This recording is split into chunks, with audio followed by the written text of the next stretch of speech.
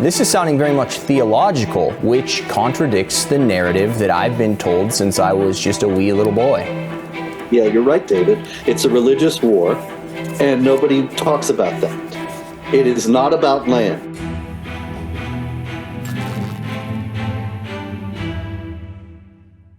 Welcome back to Mic'd Up, fellow militants. I'm your host, David Gordon. A few days ago, news broke of a ruthless, cowardly, and despicable campaign of murder waged by Hamas terrorists against Israeli civilians. Hundreds of innocent people, including women and children, were targeted, shot, and mutilated by marauding Muslim gunmen who infiltrated Israel by land, sea, and air. Gaza militants launched rockets indiscriminately into Israeli population centers with the intent of inflicting maximum casualties.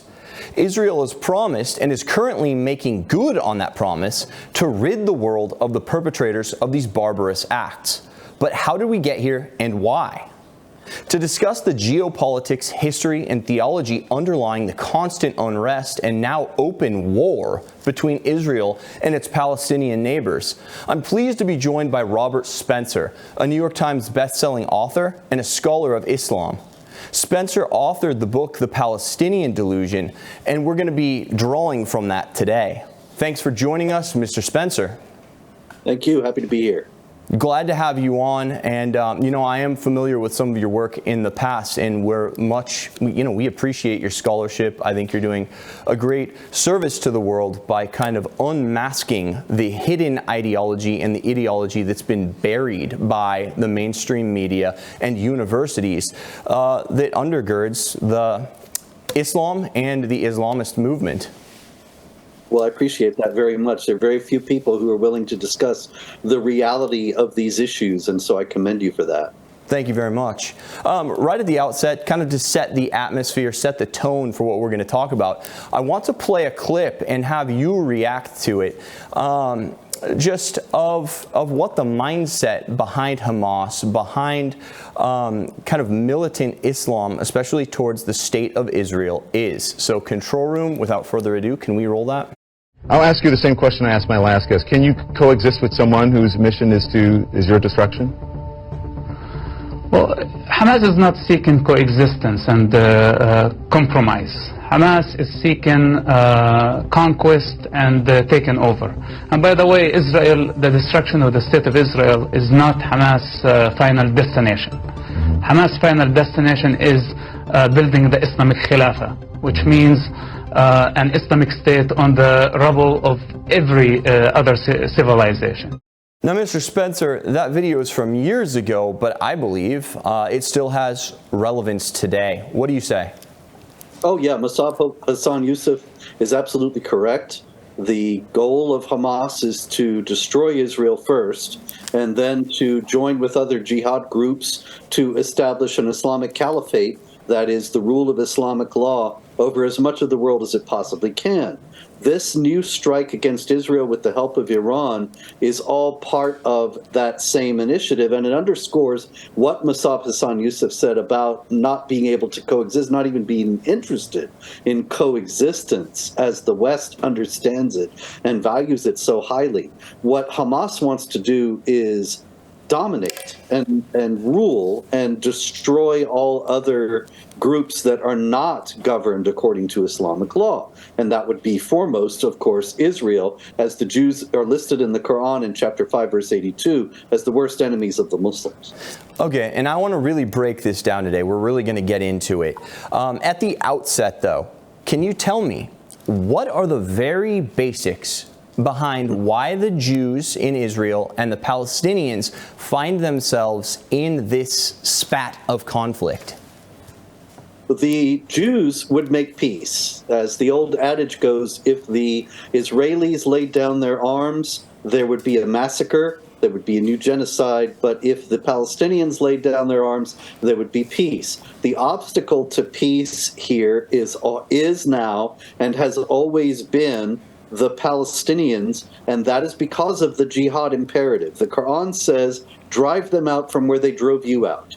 That's chapter 2, verse 191. And it's very important. It's a small statement, but it's packed with meaning, because the idea is that the Jews drove the Palestinians out of the land of Israel, which is not actually historically correct. They did not drive them out. They actually left voluntarily. But the mythology is that they drove them out, and that triggers this divine imperative, what they consider to be no less important than a Christian would consider one of the Ten Commandments to be. This is a command from the supreme God to drive out the invaders, drive out those who have taken the land of the Muslims. And so it's not just that they're going to be satisfied by some negotiation and some peace agreement. That's only a step toward the ultimate goal of destroying Israel altogether. Well, I really want to break this down, because you hear a lot of the moral equivalencies being drawn between Israel and Palestine. You kind of hear the double speak on the news, and people hiding behind this mantra of, oh, the situation is just so complicated. Everybody's basically equally at fault. So let's talk about it. Let's get to the root of that. Are the Jews interlopers in the Holy Land, in Palestine, or has their presence there been long-standing? The Jewish presence in the Holy Land, it goes back to the beginning of time. And, of course, the record of it is all over the Old Testament. Then in 70 A.D., of course, there was the destruction of the temple. This was followed in 134 A.D. by the Bar Kokhba revolt. Bar Kokhba was a false messiah who also claimed political power. The Romans came and crushed his movement, and they had had enough then of the revolts constantly coming from Judea. They expelled the Jews from the area, and they renamed Jerusalem Aelia Capitolina, and they renamed Judea Palestine. Aelia Capitolina did not catch on, or Aelia Capitolina. You see, I'm not even sure what it was myself. But Palestine caught on and was used in lieu of Judea, which the region had been called the land of the Jews, which is testimony to the Jewish presence in the land in itself. Palestine was never the name of a nation or a nationality or an ethnicity. It was never the name of a separate people.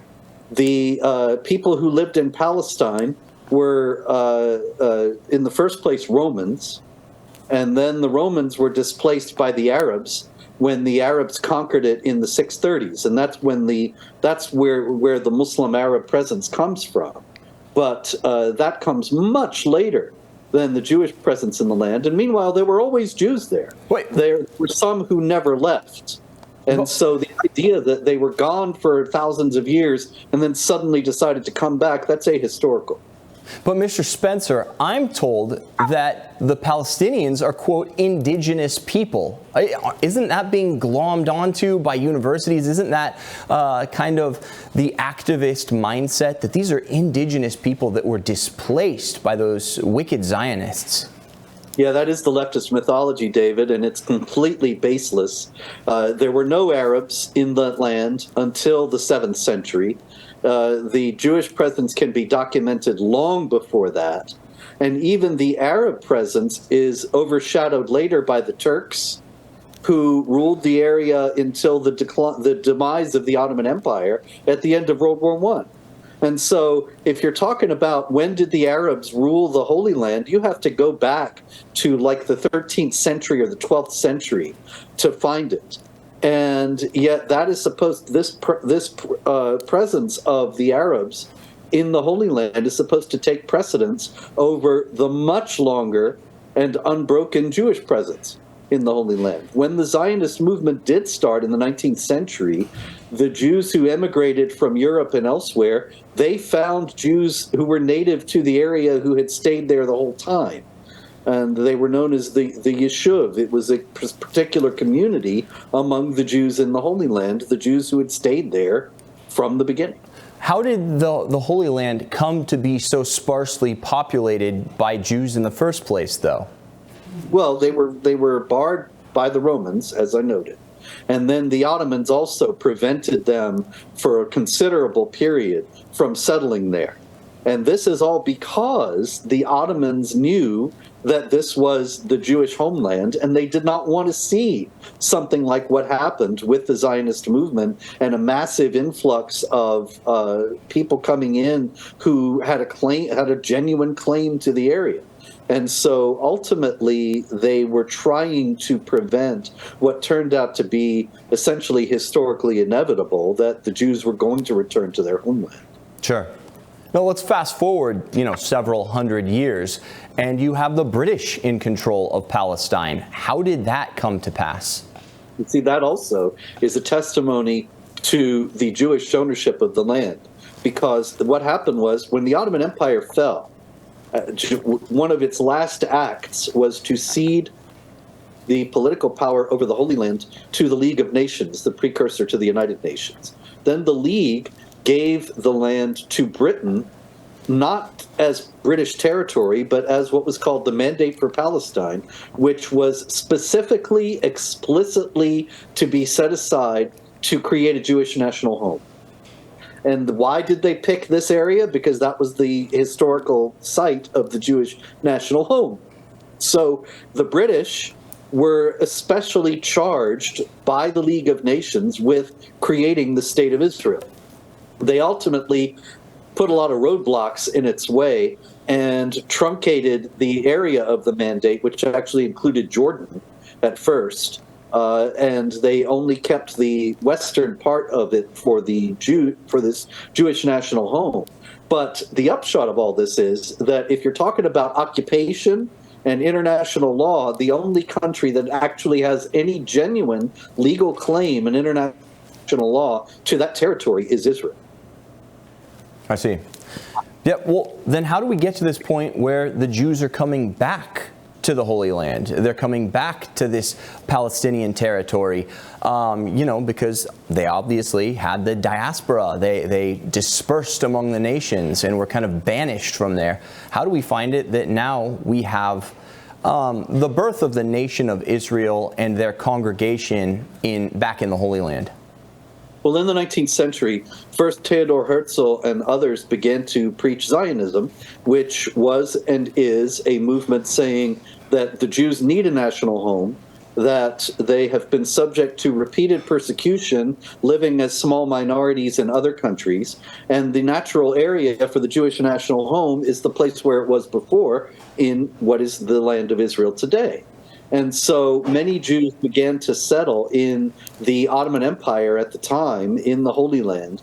And the Ottomans tried to stop this, but were ultimately unable to do so. And then, as I explained, the land was turned over to Britain for the creation of the Jewish national home. Now, when the Jews came into that area, they were buying the land, often at exorbitant prices. But there was no theft of land or forcible occupation. These things are historical myths. They did not happen. The Zionist settlers bought the territories that they settled in, and then as more of them came in, they bought more land. It was actually not just empty of Jews, largely empty of Jews, but largely empty of Arabs as well. Mark Twain visited there in the late 19th century, and he said you could go for miles without seeing a human being. The Ottomans, actually, to counter the Zionist movement, forcibly settled numerous Arabs from all around the Middle East in the Palestinian areas, which is kind of ironic because nowadays these people say we're the indigenous Palestinians, and their very names betray that they are actually from areas quite far away from Palestine, and they were brought there by the Ottomans just as recently as the Zionist settlers. It also must be noted that the Arab countries many of them had significant Jewish minorities, but after the creation of the State of Israel in 1948, those Jews were forcibly expelled from Morocco, from Yemen, from Iraq, from other countries in the area, and they made their way to Israel. So quite a very significant percentage of the Jews of Israel are not Europeans at all, as is commonly claimed in the establishment media, but are Middle Easterners who were forced to relocate there by the expulsion from the Arab states. Sure, kind of sowed their own poison there, right? Let me ask this then. I'm told that these lands are stolen, as you noted. That's the mantra. That's the line that we hear bouncing around in support of, this Palestinian kind of jihadist movement, that these are stolen lands and that we have freedom fighters. But from what you just said, these lands were freely purchased by the power of two people to contract with one another. So these were lands that were not, in fact, stolen, they were purchased. So it's like saying, and correct me if I'm wrong, it's like saying if I go and buy a car from a car lot, and then the people who sold me the car at the car lot then call the police and try to flatten my tires because I ostensibly stole the car. Am I missing something? No, you got it. And there's more too, David, because in 1948, when Israel declared independence, the Arabs left the area, and now they're still refugees. The Palestinian Arabs are the only refugee population in the world to carry on that refugee status from the person who's the actual refugee to the children and the grandchildren. This is what I mean. My grandparents were exiled from the Ottoman Empire because they were Christians, and the Ottomans were expelling the Christians at the time of the Armenian and Greek and Assyrian genocides. And so my grandparents were refugees. I was born in the United States. I am not a refugee. That's common sense. But if my grandparents had been Palestinian Arabs, then I would be a refugee too, even born in the United States. And this way they keep the number of refugees large, which is used as a stick to beat Israel with and say, look at all, there are 6 million or however many it is, refugee Palestinians today, when actually the great overwhelming majority of those people weren't even alive in 1948 and were never Palestinians at all. They are not refugees. They were born in wherever they were born. But even worse, the Arab Higher Committee in 1948 told them to leave because the surrounding Arab states were going to make war against Israel. And the Arab Higher Committee said, we're going to destroy Israel. We don't want you in the crossfire as we're killing all the Jews. So get out now and you can come back in a few weeks when we've destroyed Israel. Well, they didn't win. They lost the war. And so these people were not able to come back. But there's abundant documentation. I've got it in the Palestinian Delusion. You can easily find it as well elsewhere, that the Arabs left voluntarily. They were not expelled by the Israelis. And now, of course, they're claiming that they were expelled and it was this tremendous injustice. That is all just propaganda. There is no basis for it, in fact. Sure. That's interesting. Now, you mentioned that the Ottoman Empire had kind of tried to offset the flood of Jews into the Holy Land and this Zionist movement. Why would the Ottoman Empire want to do that? Because the Ottoman Empire was a caliphate. It was an Islamic state. And an Islamic state, constituted according to Islamic law, is going to be inveterately hostile to Jews. Because the Quran says that the Jews are the worst enemies of the Muslims. That's chapter 5, verse 82. That they're enemies of Allah under his curse. That's chapter 9, verse 30. That the Muslims must fight against them and subjugate them under the rule of Islamic law. That's chapter 9, verse 29. And so the idea of a non-subservient population of Jews coming in from elsewhere, maybe giving the native Jews ideas that they didn't have to be subservient either, because it was very clear also from the beginning that establish a Jewish entity, a Jewish state, that they didn't come there to be Ottoman subjects. And so the Ottomans saw this as a threat, and they attempted to counter it. Well, this is sounding not like it's a battle for land, and it's not so much a battle over people coming and interloping and stealing territory and gaining political power. This is sounding very much theological, which contradicts the narrative that I've been told since I was just a wee little boy. Yeah, you're right, David. It's a religious war, and nobody talks about that. It is not about land. Also in the Palestinian Delusion, I've got quotes from numerous Muslim Arab authorities, many of them Palestinians themselves, saying, would we love the Jews if they all left and left us the area? No, this is not about land. This is about that they are the enemies of Allah, and we have the responsibility to fight against the enemies of Allah. So they admit this. They admit this freely. Yeah. It's just that it doesn't fit with the Western political narrative. You go to Washington, go to the Pentagon, and you talk to all the experts about Israel and the Palestinians, not one of them will say Islam has anything to do with this. And the establishment media won't tell you that either. And so it never gets out to the public. But this is really what it's all about. If you read what Hamas actually publishes, what Fatah actually publishes, what comes from all the other groups involved in the Palestinian Authority, you'll see that they make reference to Islam all the time. They're constantly quoting the Quran and situating their conflict with Israel in Islamic terms. But I haven't been exposed to that. When I turn on the news, I see the people who are shilling for Palestine saying that Israel, the Jews are thieving land and that it's occupied territory. This never makes it to the CNN interviews I see, or when people are demonstrating, 3 days after these horrible acts of terrorism in New York City in favor of the Palestinians and in favor of Hamas. Those people aren't saying, this is about theology. They're saying this is about land. So is there are they purposely dissimulating? Are they covering up their motives because they know that the neo-Marxists in the Western media are going to be more sympathetic to that? Why, yes, David, that's exactly what they're doing. As Muhammad, the Prophet of Islam, said, war is deceit. And he allowed for lying between a husband and a wife to smooth things over, and he allowed for lying in wartime, and the jihad groups consider this to be wartime. And so they say one thing. When I was talking about the Fatah and Hamas communications, I'm talking about what they say to each other and what they say to their people. But what they say to the non-Muslim West, that's a very different thing. It's just like Yasser Arafat, he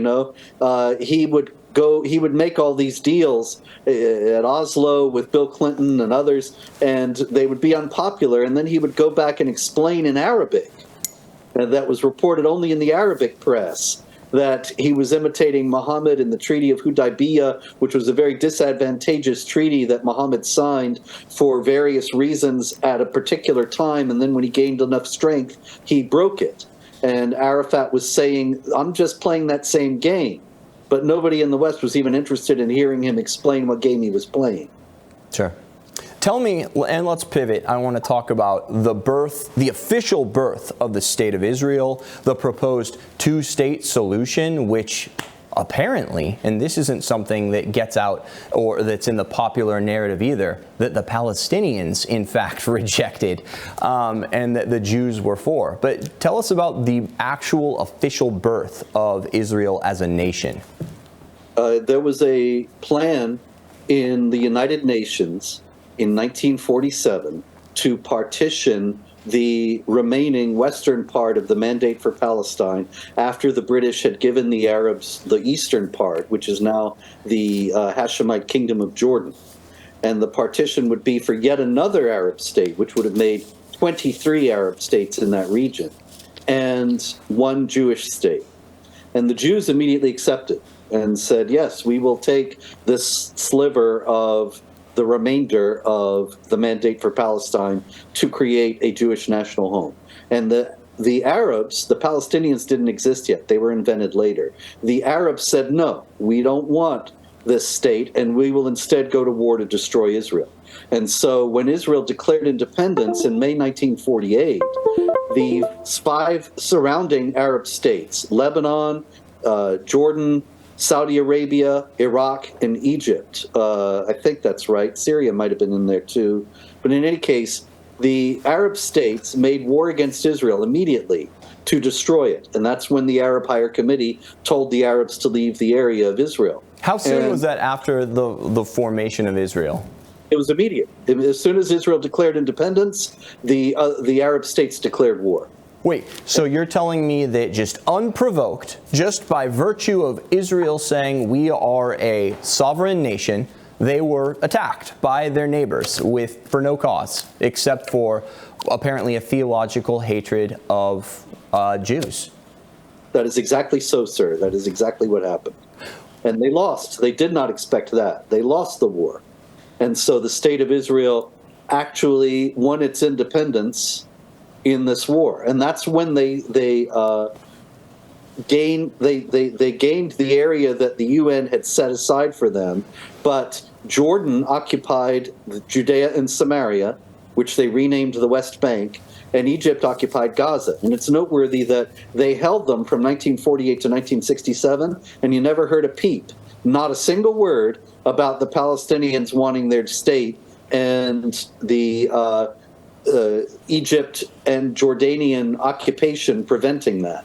Nobody protested against Egypt and Jordan occupying those lands because those are Muslim states. They didn't mind Muslims ruling over them. They just didn't want Jews ruling over them. But anyway, yeah, 1947, 48, that's the first Palestinian state that was rejected. Then there have been many offers since then, all rejected. They don't really want a state. They just want to use the agitation for a state as a base concessions from Israel in order to weaken Israel and hasten its ultimate total destruction. Okay, so before these spontaneous attacks on Israel after the creation of it as sovereign state, did those attacks come out of nowhere? Were there tensions that had already happened leading up to that? And whose fault were those tensions? Whose fault were previous conflicts and instances of violence? It was the Arabs attacking the Jews, and yes, there were many attacks before the foundation of the State of Israel, but also the British have to be blamed as well. In 1921, Haj Amin al-Husseini, the Grand Mufti of Jerusalem, who became infamous later because he moved to Berlin and lived in Berlin during World War II, met with Hitler, made broadcasts in Arabic for Hitler, calling upon the Arabs with lots of Quran quotes to join the German Nazis in fighting against the Jews. Anyway, Haj Amin al-Husseini carried out a massacre, or called for and his people perpetrated a massacre of the Jews in Jerusalem in 1921. The British gave him the green light to do that and encouraged him to do it. And this is documented in the book, The Palestinian Delusion, because they thought that if the Jews saw that the Arabs were actually going to kill them, then they would give up this whole Zionist idea. And it didn't work. There were many other pogroms, including major one with hundreds of people murdered in 1929 in Hebron and elsewhere. And this also was Haj Amin al-Husseini, the Mufti. The Arabs tried numerous times to terrorize the Jews into leaving the area, but they found that they didn't want to go. They realized this is their ancestral homeland. They don't really have any other place to go, and they're going to stick it out there, and they're still there.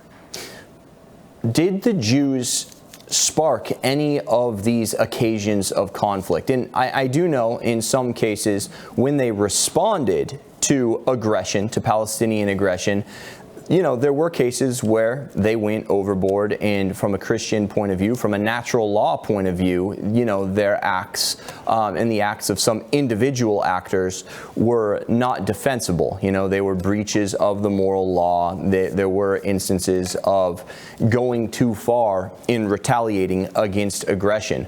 But were there any instances where they, to your knowledge, were the initial aggressors? No.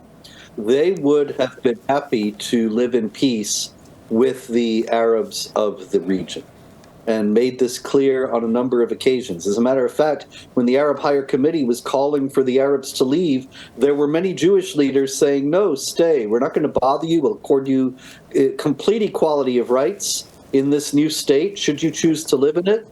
And we will build the future together. And this was something that was consistently, unanimously rebuffed on the Arab side. Well, now there have been other since 1948, subsequent to that war, to that conflict. There have been several other, wars between Israel and its neighboring Muslim countries, including the Six-Day War and the Yom Kippur War. Can you tell us a little bit about that, the history of those? Was it, big bad Israel that was starting those wars, or who was the aggressor? In every case, it was the Muslim Arab countries, primarily Egypt in 1967 and 73, that started the wars. Gamal Abdel Nasser, the president of Egypt, was virulent in his calls for the destruction of Israel in the 1960s, and he tried in the 67 war to destroy Israel. Israel, obviously, as the name Six-Day War indicates, Israel won a smashing victory very quickly over not just Egypt, but all the surrounding Arab states yet again. And that was when Israel took possession of Gaza and the West Bank, or Judea and Samaria, as well as the Golan Heights. Now, it's interesting to note that throughout the history of human beings, there have been wars. And there have been numerous times when the victor in a war takes territory from the loser for reasons of its own security. If you look at Germany before World War II and then after World War II, you see that it's a lot smaller after World War II because it lost territory to Poland and to the Soviet Union and to France because of its aggressive actions. Well, yeah, you kind of roll the dice, when you go to war with somebody, that if you lose, you might not have the same national boundaries. And it's ironic because shouldn't Muslims know this best of all, since their entire religion was spread not by evangelization, but by the sword? Yeah, but they do know it, but they forget it for propaganda purposes. And so Israel took control of the Sinai, took control of the Golan and the so-called West Bank and Gaza, and there were immediate outcries that this was this terrible occupation, and everybody forgot that territory has changed hands throughout human history in exactly that kind of aggressive war. And as the winner of a war that it did not start, Israel had every right to take control of those territories. But it gave up Sinai in negotiations with Jimmy Carter and Anwar Sadat of Egypt in the Camp David Accords in the late 70s, has given up large areas of the West Bank in the Oslo Accords and the aftermath of that, all in efforts to bring about peace. Voluntarily withdrew from Gaza in 2005 with promises that that would bring peace. And, there's an interesting story about that. Mortimer Zuckerman, the publisher of the New York Post, spent $14 million to buy greenhouses that Israelis had operated in Gaza in 2005. And he gave them to Palestinians because he said, now that you guys won't be waging war since we're leaving and there's going to be no occupation, you'll be turning to peace and you can have jobs in these greenhouses. Here you go for free.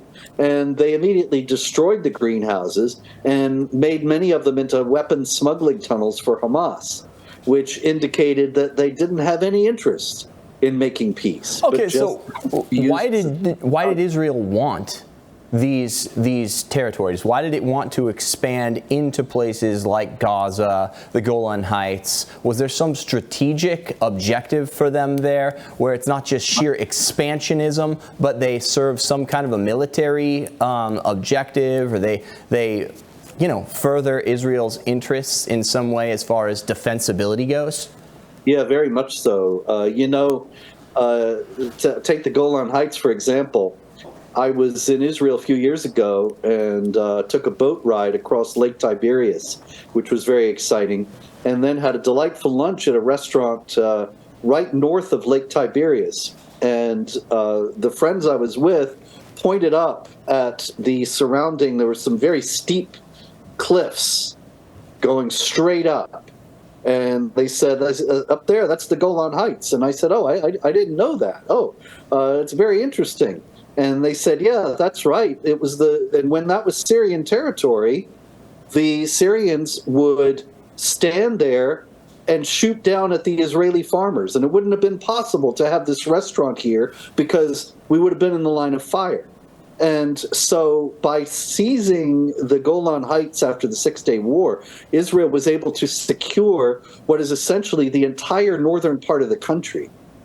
And all of its territorial gains, including the ones that it gave up, were made for security purposes. And they strengthened the security of Israel, which by the 1967 borders was only 9 miles wide at its smallest extent, and that's a very vulnerable position to be in. You could be cut in half in a minute. Well, that doesn't sound like a case of the rapacious, avaricious Jews. That sounds like a very, from a strategic and tactical point of view, a very good decision, you know. And when you have neighbors that have proven themselves to be bad actors intent on wiping you from the face of the earth, it doesn't seem like it's necessarily a bad idea to have territory that you can easily defend and that you can use the environment to your benefit in terms of protecting life and limb. Indeed. And see, the withdrawal from Gaza is kind of in microcosm an indication of what the alternative is, that you act in entire good faith to people who are your enemies. They hate you. They've vowed to destroy you. You give them this piece of land. There's no conceivable way that could legitimately be called occupied territory. There are no Israelis there, none. There were people who were making their life there who were forcibly uprooted by the Israeli military and moved out of the area. And instead of taking the place and living in peace, they have made it into a jihad base to launch operations against Israel. A Palestinian state would be exactly the same situation. Well, what about these settlements I hear so much about? Aren't Israelis going and settling in, quote, occupied territory? That also is a historical myth. There are actually 3 areas, Area A, Area B, and Area C, as they are designated in the Oslo Accords, of the West Bank. And in, I believe it's Area C, the Israeli settlement is specifically allowed. And then the Israelis act on that and establish new communities, and then these are trumpeted for propaganda purposes. Look, the Israelis are encroaching and building on occupied territory in the West Bank. Well, as I explained before, this is Israeli territory to start with. There's no other country that has any claim to it. And also, by the Oslo Accords themselves, there is nothing illegal about the settlements being where they are. Well, just kind of to harken back to a previous point, you talk about the invention of Palestinians. Can you explain that? Because I think a lot of people in the audience might be scratching their head because, you know, you turn on TV and you see Palestinians. Yes. Well, there really are no Palestinians, and there were no Palestinians until the 1960s. The people who were Arabs who lived in Palestine were Arabs like the Lebanese, like the Jordanians, like the Syrians. As a matter of fact, in the Ottoman Empire, they called Palestine South Syria. Palestine is the name the Romans gave to Judea when, as I believe I explained before, when they kicked the Jews out and most of them left in 134 AD. But it was never the name of a people. So even when the State of Israel became independent, there was no mention, not in the press, not at the UN, not even from the Arabs themselves, no mention of Palestinians. But in the 60s, the KGB and Yasser Arafat, they saw that they had a public relations nightmare on their hands because there were 22 giant Arab states surrounding Israel and wanting to destroy it, and this one tiny Jewish state. And so people, you know, they love the underdog, and Israel had a lot of support around the world. So Arafat and the KGB cooked up this idea of the Palestinians, an even smaller nationality, and then they're threatened by the giant Israeli war machine. Now, there is no historical basis. As I say, look back in history, read the newspapers of the time. There's no existence of Palestinians. They were the Arabs of the area. But another thing you accomplish by, instead of calling them the Arabs, you call them the Palestinians, is that you take the wind out of the sails of the obvious common sense solution that, oh, you have some people who are refugees legitimately, then let the Arab states take them. But the Arab states refused to take the Palestinians because they wanted to keep them refugees in order to have them as a stick to beat Israel with. You say something very interesting. You said the KGB had a hand in this. What could the Soviet interest possibly be in this seemingly very provincial skirmish between, the state of Israel and the Palestinians? Well, during the Cold War, the whole world was either with the U.S. or with the Soviet Union.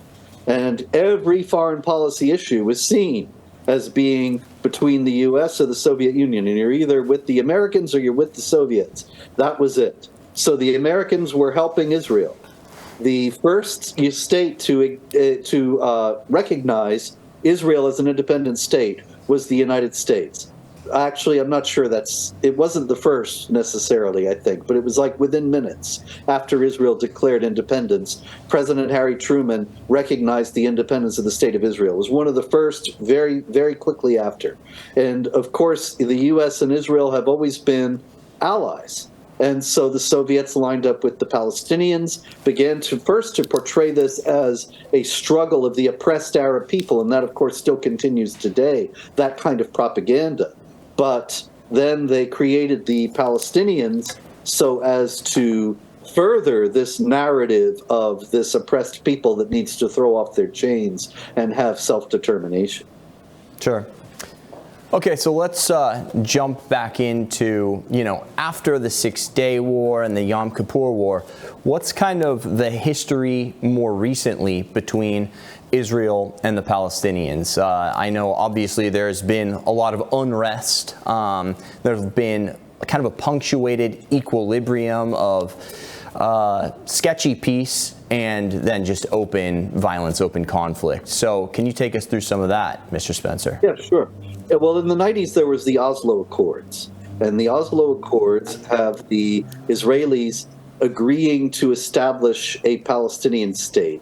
And the Palestinian Authority is the first step toward that. But the whole thing has gone awry a bit because then Gaza rebelled from the authority of the Palestinian Authority and elected Hamas with an overwhelming vote. And Hamas, it rejects the authority of Mahmoud Abbas, the president of the Palestinian Authority. So the path to Palestinian statehood has had some roadblocks on the Palestinian Arab side, not the Israeli side. Meanwhile, of course, attacks like this only make people realize that this whole peace process is essentially a sham and a way for the Palestinian Arabs to win at the negotiating table what they can't win on the battlefield, such that they don't want to give any more concessions to the Arabs, and that's understandable as well, but that also has delayed the so-called two-state solution, which would not actually be a solution at all. It would, as I have said, just create another jihad base to attack Israel from. But that is what the Oslo Accords are supposed to be working for. Meanwhile, because Hamas has rejected the PA, they fight each other, they both fight Israel. Gaza has essentially become an armed camp of jihadis where the rhetoric is turned up very high and the whole energy of the culture is directed toward hating Israel and destroying Israel. Even little kids are indoctrinated into this hatred. But that's separate then. Hamas is separate from the larger group of Palestinians who would be more open to a peace with Israel? Well, the Palestinian Authority, to be sure, has never actually said that it would recognize Israel as a Jewish state. It has recognized the existence of Israel, which was something that American diplomats were pressing it to do. But the thing about that is that that doesn't really get you anywhere, because if, for example, Muslim Arabs take over Israel and expel all the Jews, then it doesn't matter if Israel is there as some sort of entity that has continuity with the Jewish state.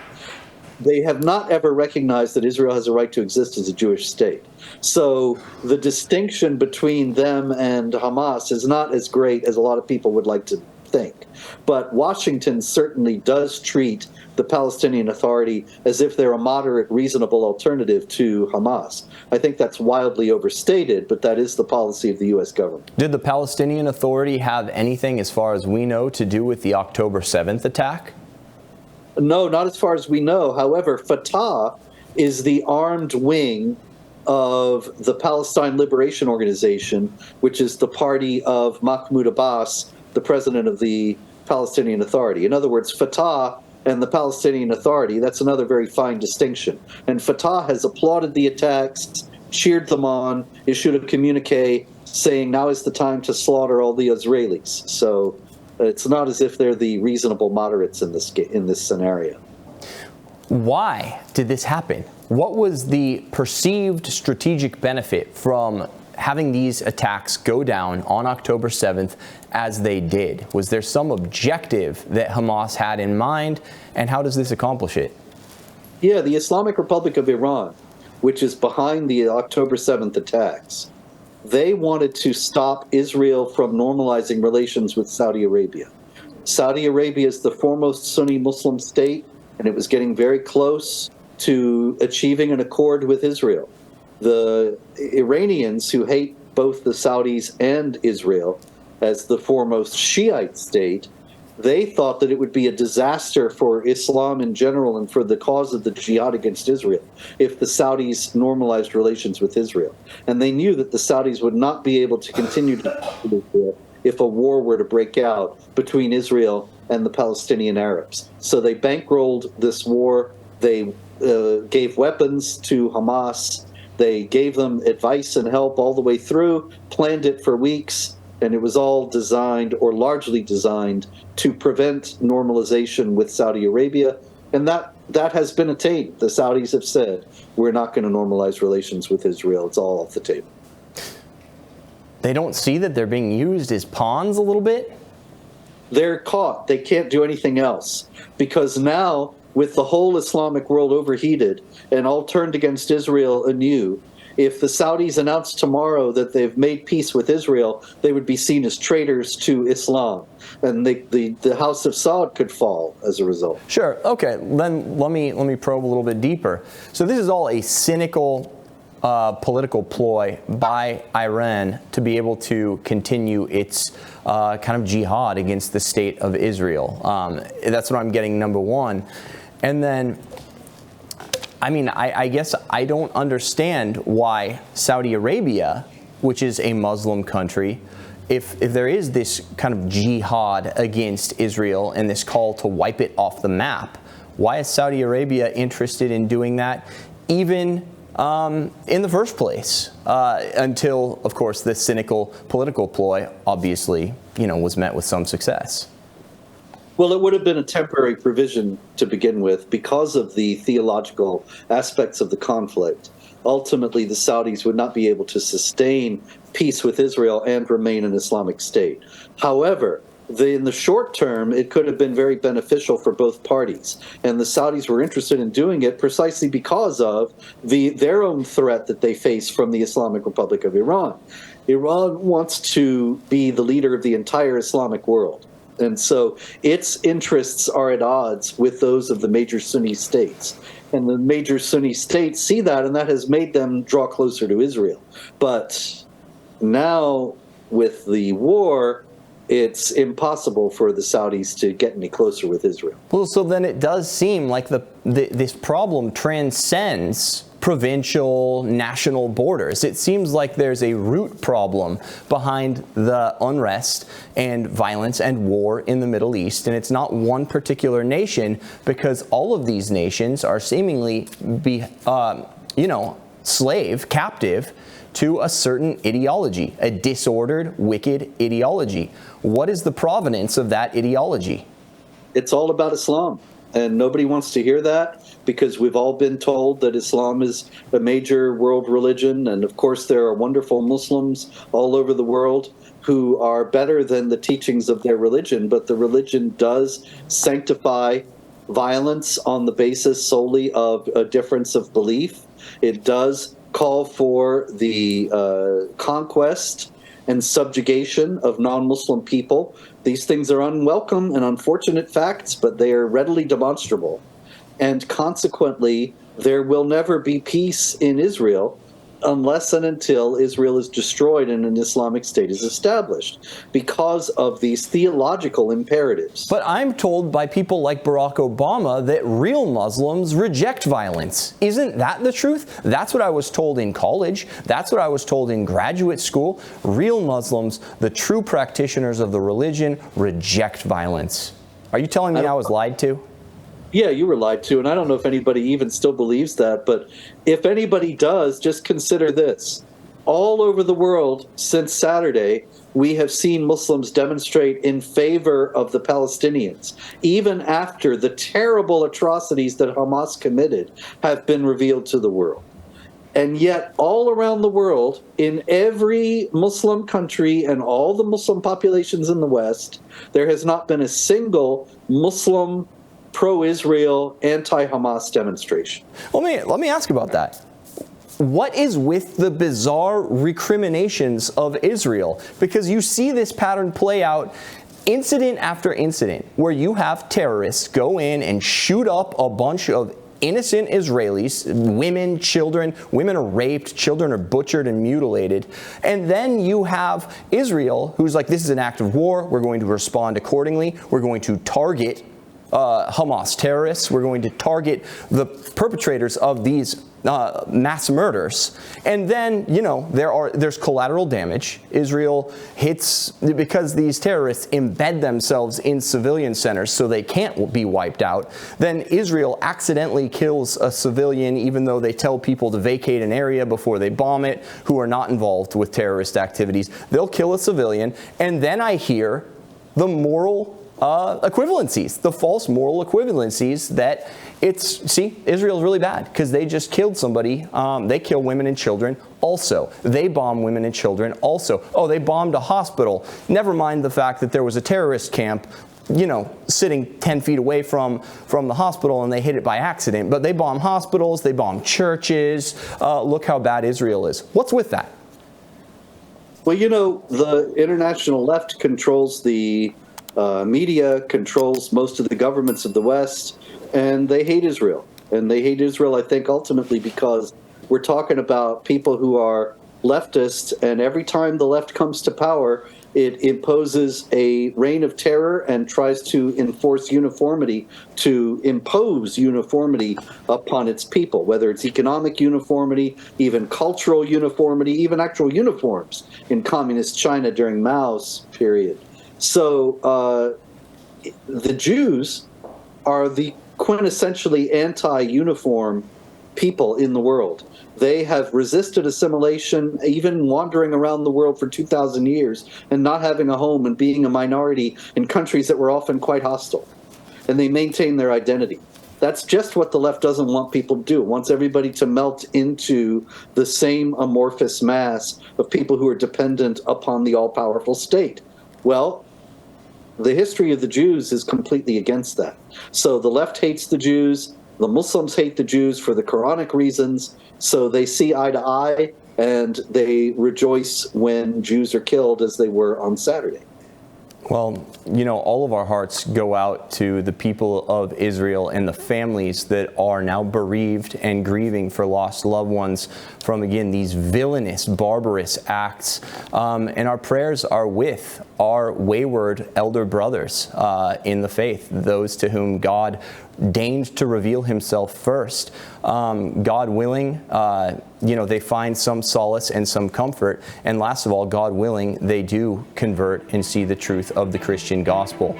Thank you so much for being on with us today, Mr. Spencer. It's been most enlightening. I hope this helps people and dispels many of the false anti-Semitic narratives that just are all over the place these days. It's hard to go out the front door without bumping into one. I appreciate everybody for tuning in.